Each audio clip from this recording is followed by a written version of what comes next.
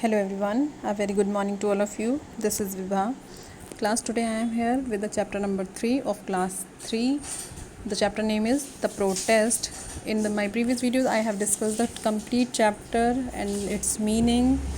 Today we will discuss about its exercises. So let's start.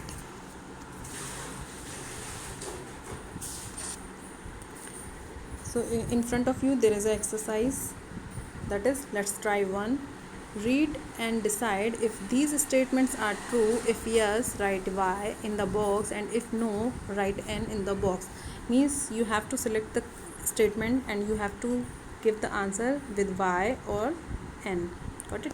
तो आपको अपने answers हमें Y और N में लिखने हैं. अगर आपका स्टेटमेंट करेक्ट है तो you will write Y, and if the statement is wrong you will write N. So let's see. What is the first statement? First statement is Rajat was caring boy. He helped the puppies. रजत जो है वो बहुत ही caring boy है और उसने puppies जो उसको रास्ते में मिले थे जब वो घर लौट कर आ रहा था उसने उनकी हेल्प की थी. तो this statement is correct. So we will write here Y. Got it? We will write Y here. The next sentence is Ajji was harassed because she couldn't find her keys. Ajji जो है वो उसकी जो grandmother थी, she was very worried because she lost her spectacles not keys. तो this statement is wrong. We will write N. The third statement says Rajat room was always clean and tidy. जो रजत का room था वो हमेशा clean और tidy रहता था. No, he was very disturb. His room was always disorganised. कभी भी वो ऑर्गेनाइज नहीं रखता था, सब कुछ उसके कमरे में डिसऑर्डर में रहती थी. That's why his Ajji was very worried about him. So this statement is wrong. उसका रूम कभी भी साफ नहीं रहता था. Statement number 4, Rajat's clothes and toys wanted to make him understand that it was important to look after his things. उस रजत की जो थिंग्स थी उन्होंने उसके लिए एक प्लान किया था कि वो लोग उसको सबक सिखाएंगे, लेसन सिखाएंगे कि उसको अपनी चीज़ों को अरेंज करना पड़ेगा, otherwise he will not able to find out these things properly at the proper time. जैसे उसका स्कूल मिस हो गया था उस दिन, उसका स्कूल बैग, उसकी यूनिफॉर्म, सभी ने सलाह कर ली कि आज हम सब इनविजिबल हो जाएंगे, उसको दिखाई ही नहीं देंगे. ठीक है, वैनिश्ड हो गए वो सब उसके कमरे में से. तो उसका स्कूल मिस हो गया and he got felt very sad. So this statement is correct. Make him, क्योंकि उसको वो सिखाना चाहते थे कि क्या इंपॉर्टेंस है अपनी चीज़ों की लुक आफ्टर यानी कि देखभाल करने की. ठीक है, तो यहाँ पर ये स्टेटमेंट हमारा करेक्ट है. We will write why. Writing class थोड़ी सी यहाँ पर आप समझ लेना, मैं बोल रही हूँ उसके साथ साथ नोट करते जाएंगे. Statement E says Rajat was happy to miss school. Rajat का स्कूल उस दिन मिस हो गया था क्योंकि उसकी चीज़ें उसको टाइम पर नहीं मिली थी. तो क्या वो बहुत खुश था? No, he was very sad. तो ये स्टेटमेंट भी आपका रॉन्ग हो गया. फिर है Ajji assured the toys, clothes and books that Rajat would treat them with respect. जो अज्जी थी जब वो उसकी चीज़ों को बातें करते सुनती हैं कि सारी चीज़ें मिलकर आज इसको परेशान करना चाहती हैं और इसके खिलाफ प्लान बना रही हैं कि ठीक है हम जो हैं वो आज इसको परेशान करेंगे और भी हम सभी लोग इसके रूम से छुप जाएंगे कहीं भी ताकि आज ये स्कूल ना जा पाए. तब इसको पता चलेगा कि चीज़ों को मतलब उनके सही जगह पर रखने का क्या बेनिफिट होता है. ठीक है, तो वो उसको एक लेसन सिखाना चाहती थी. लेकिन जब अज्जी देखती है कि आज वो बच्चा जो है वो सैड हो गया और तो वो चीज़ों से कहती है कि नहीं आप लोग उसको परेशान ना करें, अब मैं उसको बिल्कुल मैं उनको समझा दूंगी उसको ताकि वो अगले दिन से सारी चीज़ों को अरेंज्ड रखे. ठीक है, अब वो डिसऑर्डर में नहीं रखेगा. तो दिस स्टेटमेंट इज़ राइट. तो वी विल राइट है यस वाई. ठीक है, last statement says Rajat did not change his habit, कि रजत ने अपनी हैबिट्स को चेंज नहीं किया. तो ये स्टेटमेंट रॉन्ग है क्योंकि एंड में रजत ने अपना स्टेटमेंट अपनी हैबिट जो है वो चेंज कर ली थी. तो दिस सेंटेंस इज़ रॉन्ग. इसमें लिखा है कि आदत नहीं बदली थी जबकि उसने एंड में अपनी आदतों को सुधार लिया था और he become complete change boy. ठीक है, तो ये आपकी एक्सरसाइजेज है. अभी आप चाहें तो यहाँ पे अपनी वीडियोस को पॉज करेंगे और अपने सारे स्टेटमेंट को राइट और रॉन्ग को मेंशन करेंगे अपनी बुक में and complete your exercise. So now we will move on. Exercise is, let us try. Here we have to answer the following question and write down in your notebook. So class, यहाँ पे आपके कुछ questions दिए हुए हैं. आपके 2 question इस page पे हैं और 2 क्वेश्चन आपके नेक्स्ट पेज पर आएंगे, जो कि मैं आपको दिखा देती हूँ। ये टोटल आपके 4 क्वेश्चंस हैं, ठीक है। तो इन क्वेश्चंस के आंसर्स मैं आपको अभी डिस्क्राइब करती हूँ, देखते रहिए। So now you can see the question and answers. I have prepared these answers at my own. So you can pause the video and write down all the answers. The first question says, what did Rajat stop to observe on the way home? जब वो घर की तरफ वापस आ रहा था तो उसे किस चीज़ को वो देखने में लग गया था रास्ते में रुक कर, ठीक है। तो आपको अच्छी तरह पता होगा वहाँ पर क्या देखा था उसने। Rajat stopped to observe an army of ant. वो क्या देखने के लिए रुक गया था, उसको एक आंट का ग्रुप मिल गया था, चींटियों का एक ग्रुप था जो वहाँ पर रास्ते में उसने देखा कि वो सब एक दूसरे की हेल्प कर रही हैं, एक दूसरे को खाना ले जाने में मदद कर रही हैं। उसको वो बहुत डीपली बैठ के ऑब्जर्व करता है। That's why he stop at the way on the way to home. जब वो घर आ रहा था तो वो रास्ते में रुक गया, ठीक है। तो ये इसका आंसर हो जाएगा। Second question says, what did Ajji like about Rajat. Ajji जो है वो रजत के बारे में क्या चीज़ थी जो अज्जी को बहुत पसंद थी। देखिए what is the answer. Rajat was very helping and caring, ठीक है। रजत जो था वो बहुत हेल्पिंग था क्योंकि उसने रास्ते में आंट को ऑब्जर्व किया। उसने वो जो पपी जो गार्बेज के पाइल में फंस जाते हैं वहाँ पे वो उसको निकालता है, उसको सेफ्टी करता है। फिर घर पे आता है तो घर पे दादी को देखता है कि वो स्पेक्टिकल्स के लिए परेशान है तो वो उनको ढूंढ के देखता है। तो यानी कि वो हेल्पिंग और केयरिंग तो बहुत है, ठीक है। वो थोड़ा सा बस अपनी चीज़ों का ध्यान नहीं रखता है। तो दादी को जो उसकी अज्जी हैं उसको उनकी ये quality, this quality of Rajat, Ajji liked, Ajji क्या पसंद करती है, उस रजत की ये क्वालिटी जो हेल्पिंग और केयरिंग वाली उसकी हैबिट है वो उनको बहुत पसंद है। Next question says is, why did Ajji worried about Rajat. Ajji जो है वो रजत के बारे को लेकर इतना परेशान क्यों है, क्यों आपको अच्छी तरह पता है। Ajji was worried that when Rajat would learn to look after his things. Ajji को ये इसलिए परेशान रहती थी कि कब रजत अपनी चीज़ों का ख्याल रखना सीखेगा। इसकी सारी चीज़ें मैं कब तक संभालती रहूँगी, मैं सारी चीज़ें इसकी संभालते संभालते परेशान हो गई हूँ।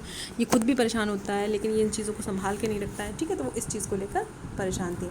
The last question says is, did Rajat habit change. क्या रजत की हैबिट चेंज हुई। हाउ डू यू नो, और आपको ये कैसे पता लगा कि वो चेंज हो गया था, ठीक है। तो हम देखते हैं। यस, रजत हैबिट चेंज। अंत में रजत की जो हैबिट थी वो चेंज हो गई थी क्योंकि एक दिन जब सारी चीज़ें उसके रूम से वैनिश हो गई, खुद ही गायब हो गई और वो स्कूल नहीं जा पाया, पूरे दिन वो सैड रहा, ठीक है। तो उसको समझ में आया कि सारी चीज़ों को संभाल के रखना चाहिए। उसकी दादी ने भी उसको बहुत अच्छे से समझाया, जी ने भी।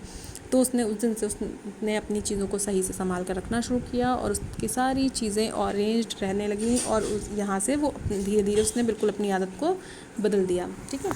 तो When the things got protested, जब सारी चीज़ें उसके बिल्कुल अगेंस्ट, प्रोटेस्टेड मीन्स अगेंस्ट हो गई, सब ने उसके साथ देने से मना कर दिया, तब उसने ये चीज़ सीखी कि हमें अपनी चीज़ों का, हमें टेक केयर करनी चाहिए अपनी सारी चीज़ों का। So class, now you can pause the video and note down all the answers from here. This is our exercise number 2. Let's try 2.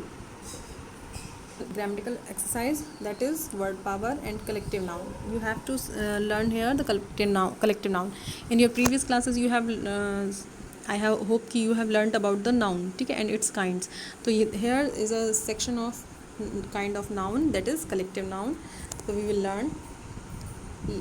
Like everything else, language also has a way to organize words and ideas. Language में भी सारे words को organize करने का एक तरीका होता है. Have you heard or saying birds of the feather flock together? ठीक है, वो कहते हैं ना, ये आपने वो सुन रखी होगी एक saying यानी कि proverb होती है। जैसे हिंदी में हम लोग कहते हैं चोर चोर मौसेरे भाई, ठीक है, कहावतें जो होती हैं वैसे ही इंग्लिश में भी होती है। तो इसका मीनिंग ये होता है birds of a feather flock together, ठीक है। इसी तरीके से बहुत सारी चीज़ें होती हैं ग्रामर में। तो यहाँ पर आपको सिर्फ किसके बारे में सीखना है, कलेक्टिव नाउन के बारे में। You are already know that naming words are called noun. Noun के बारे में आप बहुत अच्छी तरह जानते हैं कि नेमिंग वर्ड जो होते हैं इन्हें हम नाउन कहते हैं। But did you know that there is a type of naming words for entire group. लेकिन एक ऐसा नाउन होता है जो पूरे ग्रुप के लिए यूज़ होता है जिसको हम क्या बोलते हैं, कलेक्टिव नाउन, ठीक है। इस पूरे ग्रुप के लिए जो यूज़ होता है उसके लिए, अब वो ग्रुप किसी भी चीज़ का हो सकता है। जैसे हम हर्ड कहते हैं, काव के ग्रुप को हर्ड कहते हैं, बर्ड के ग्रुप को फ्लॉक कहते हैं, स्टूडेंट के ग्रुप को क्लास बोलते हैं, ग्लासेस के ग्रुप को, ठीक है, पेयर बोलते हैं। ऐसे ही सॉक्स के ग्रुप को भी हम पेयर बोलते हैं। तो इस तरीके जब हम जो भी सिंगल नेम हम किसी भी ग्रुप को देते हैं, these all are called collective noun. Now we will see the definition of collective noun. Collective nouns are the name of group of people, animal or thing of same kind. Collective noun में उन चीज़ों का नाम होता है, उन groups के name होते हैं जिसमें एक ही तरीके के सेम काइंड के पीपल हों, एनिमल हों, थिंग्स हों या कोई भी चीज़ हो, ठीक है। तो ऐसी चीज़ों के लिए जो हम एक नाम बनाते हैं ऐसे ग्रुप के लिए वो होते हैं कलेक्टिव नाउन। एग्जाम्पल देखिए, बैंड ऑफ म्यूजिशियन, म्यूजिशियन यानी कि जो बाजा या गाने वाने बजाने वाले जो ग्रुप होते हैं उनके बैंड को पूरे ग्रुप को क्या बोलते हैं, बैंड। ठीक है, इसके बाद आया puppies, the group of puppies is called litre. ठीक है, जहाँ पे बहुत सारे पपीज़ होंगे यानी कि छोटे छोटे डॉग के बेबी होंगे उनको हम क्या बोलते हैं, उनके ग्रुप को litre. The next is fleet, the group of ships, जहाँ पे बहुत सारे शिप्स खड़े हो तो हम क्या कहेंगे उसको, there is fleet of ships. ठीक है, फ्लीट ऑफ शिप्स मीन्स पूरे शिप्स का ग्रुप है वहाँ पे। सो this type of name which are used for a group of a same kind of person, people, animal, things, these all are called collective noun. Let's try 3 में आप अच्छे से देख सकते हो, यहाँ सामने आपके क्या दिया हुआ है, कुछ ग्रुप्स के नेम दिए हुए हैं। एनिमल ग्रुप, प्राइड कहते हैं लॉयन के ग्रुप को, शॉल फिश का group, herd the group of cows, swarm the group of bees, clutch the group of chicken, crew the group of sailor, sailor means होता है जो लोग पानी में यात्रा करते हैं, नाविक। ठीक है, the troupe of dancers, dancers का ग्रुप को हम क्या बोलते हैं, troupe. The class of student, student को ग्रुप को हम क्लास बोलते हैं। Faculty is the group of teachers, teachers के ग्रुप को क्या बोलते हैं, फैकल्टी। जजेस के ग्रुप को बोलते हैं bench. Bunch is the group of grapes. Flowers के ग्रुप को हम क्या बोलते हैं, बुके। कुकीज़ के बुक को बैच, पर्ल्स के ग्रुप को स्ट्रिंग, एंड कीज़ के ग्रुप को भी हम बंच बोलते हैं। So there is a list of few corrective nouns, you have to learn them. आपको ये लिस्ट याद करनी है। ठीक है, इसके ग्रुप को हम क्या बोलते हैं। तो यहाँ पे एक छोटा सा चार्ट और दिया है। The group of dogs is called pack, the group of kitten is called litter, the group of sheep is called flock, the group of geese is called gaggle, the group of hens is called brood, the group of employees is called staff, the group of thieves is called gang, the group of people is called crowd, the group of soldiers is called troop, the group of singers is called choir, the group of cards is called pack, the group of shoes is called pair, the group of books is called library, the group of trees is called grove, the group of stamps is called collection. तो class ये आपको table है तो बहुत अच्छी तरह याद करनी है, ग्रुप्स के नेम को लिखना है ताकि आपके सामने कभी भी इनका नेम आता है तो आपको पता है, you should know that it is the group name and it is used as the collective noun. आप नीचे देखेंगे आपकी लेट्स ट्राई 3 तक हम कर चुके हैं, लेट्स ट्राई 4 आपको अब अपने आप करनी है। ऐसे ही कुछ ग्रुप्स जैसे हर्ड ऑफ एलिफेंट, आपको ऐसे ही जो भी ऊपर कलेक्टिव नाम्स दिए हुए हैं उनको यूज़ करके आपको ये सेंटेंसेस खुद फॉर्म करने हैं। This is your homework, you have to do it at your home. So I hope यहाँ तक आज की वीडियो आपको समझ में आई होगी class. So try to do it this homework yourself. If you have any problem you can ask me. Thank you, have a nice day.